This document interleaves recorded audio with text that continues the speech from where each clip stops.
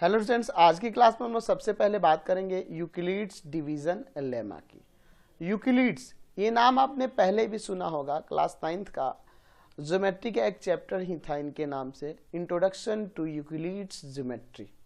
तो इनके बारे में आप तो पहले भी जानते हैं, ये एक मैथमेटिशियन थे और इनके द्वारा डिवीजन से रिलेटेड एक लेमा दिया गया है, उसी के बारे में आज की क्लास में हम लोग जानने वाले हैं।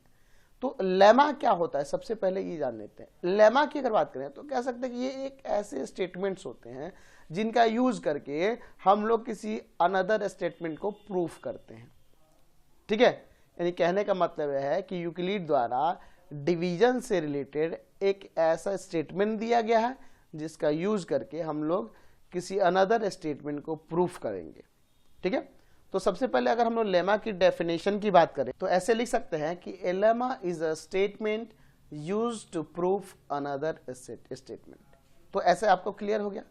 अब हम लोग बात करते हैं यूक्लिड्स डिवीजन लेमा के बारे में। ठीक है, यानी यूक्लिड ने क्या ऐसा स्टेटमेंट दिया है डिवीजन से रिलेटेड, उसको देखते हैं। तो इन्होंने स्टेटमेंट दिया कि if A and B be any two positive integers, यानी ए और बी क्या है, कोई दो पॉजिटिव इंटीजर्स हैं, है ना। पॉजिटिव इंटीजर्स आप समझ रहे हैं, यानी कि कोई भी आपका नेचुरल नंबर हो सकता है। ठीक है, then there exist unique non negative integers.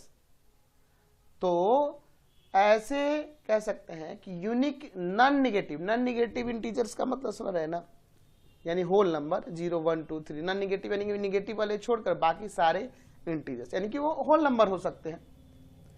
तो ऐसे होल नंबर्स कौन कौन मिलेंगे, Q and R, such that A equal to BQ plus R, where R जो होगा ग्रेटर देन और इक्वल टू होगा 0 बट लेस देन होगा B।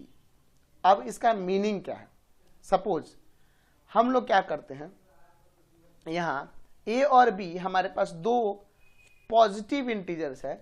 हम लोग सपोज कर लेते हैं इसमें से कि जो यहां पर a जो है ना वो ग्रेटर है b से, a क्या है, ग्रेटर है b से। और अब हम लोग क्या करते हैं कि b से डिवाइड करते हैं किस में, a में। तो a आपका क्या हो जाएगा यहां पर, तो a आपका यह डिविडेंड कहलाता है ना जी, डिविडेंड। ठीक है, और ये b क्या कहलाएगा, यह आपका डिवीजर हो जाएगा। और जब इसमें डिवाइड करते हैं तो हमें क्विसेंट जो मिलता है वह Q मिलता है। ठीक है, इसके अकॉर्डिंग, और यहां रिमाइंडर जो मिलता है वो R मिलता है। तो ये Q क्या हो जाएगा, आपका क्विसेंट हो गया, और R क्या होगा, ये आपका रिमाइंडर हो गया, रिमाइंडर हो गया। तो याद होना चाहिए, आप जब जूनियर क्लासेस में थे तो आपको बताया गया है कि जो डिविडेंड होता है वह इक्वल होता है डिवीजर इनटू में क्विसेंट और प्लस में रिमाइंडर,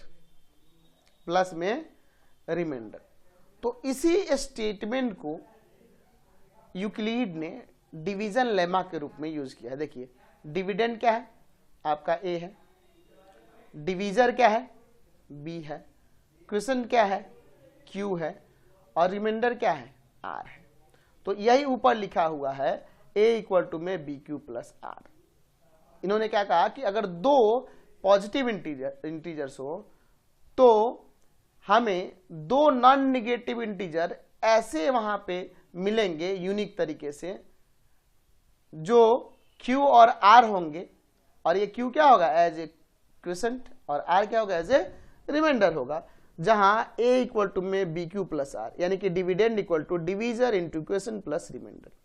ठीक है, तो ये डिवीजन मेथड जो है ये आप पहले ही पढ़ चुके हैं, बस इन्होंने इसको एक लेमा के रूप में, एक स्टेटमेंट के रूप में फॉर्म कर दिया। यहाँ एक और चीज देखिए, यहाँ वेयर कह रहा है कि वेयर R जो होगा वो 0 के इक्वल होगा या 0 से ग्रेटर होगा, बट लेस देन b होगा, यानी रिमाइंडर जो होगा 0 के इक्वल या 0 से ग्रेटर होगा, बट लेस देन बी, यानी कहने का मतलब आपका डिवीजर से छोटा होगा, लेस देन होगा। कैसे? देखिए, आप कोई भी डिवाइड करते हैं, जैसे सपोज यहाँ 2 है और यहाँ पे 22 ले लेते हैं और इसमें डिवाइड करते हैं, 1 टाइम्स में 2 0 2, 1 टाइम्स में 2 0, तो यहाँ रिमाइंडर 0 आ गया कि नहीं, यानी आर का वैल्यू 0 हो गया। या ये भी हो सकता है कि रिमाइंडर जो होगा वह 0 से ग्रेटर भी होगा, जैसे इसे 1 टाइम्स में ले जाएंगे 2 1, ये अब इसके बाद डिवाइड तो नहीं होगा, तो 1 यहाँ पे रिमाइंडर बच गया, तो ये 0 से ग्रेटर है, बट ये 0 से ग्रेटर तो है लेकिन इस डिवीजर से छोटा होगा, डिवीजर से लेस देन होगा, यानी 2 से छोटा है, ये हमें पता है। यानी कि हमें यहाँ से क्लियर हो गया कि यूक्लिड डिवीजन लेमा में क्या बताया जाता है कि ए और बी ऐसे दो पॉजिटिव इंटीजर हैं, तो जब ए में बी से डिवाइड करते हैं, यानी कि ये आपका बन जाता है डिविडेंड, ये बनता है डिवीजर, तो डिवाइड करने पे हमें दो ऐसे यूनिक नॉन निगेटिव इंटीजर मिलेंगे, वो क्यू और आर होंगे, जहां क्यू क्वोशिएंट होगा और आर रिमाइंडर होगा, such that a equal to, यानी dividend equal to b q plus r, यानी कि डिवीजर इनटू में क्वोशिएंट और प्लस में रिमाइंडर, और ये जो रिमाइंडर होगा यह 0 होगा या 0 से ग्रेटर होगा, बट लेस देन किससे होगा जी, तो लेस देन डिवीजर होगा। ये क्लियर हो गया स्टेटमेंट? तो ये स्टेटमेंट यूक्लिड डिवीजन लेमा कहलाता है। क्लियर हो गया यूक्लिड डिवीजन लेमा?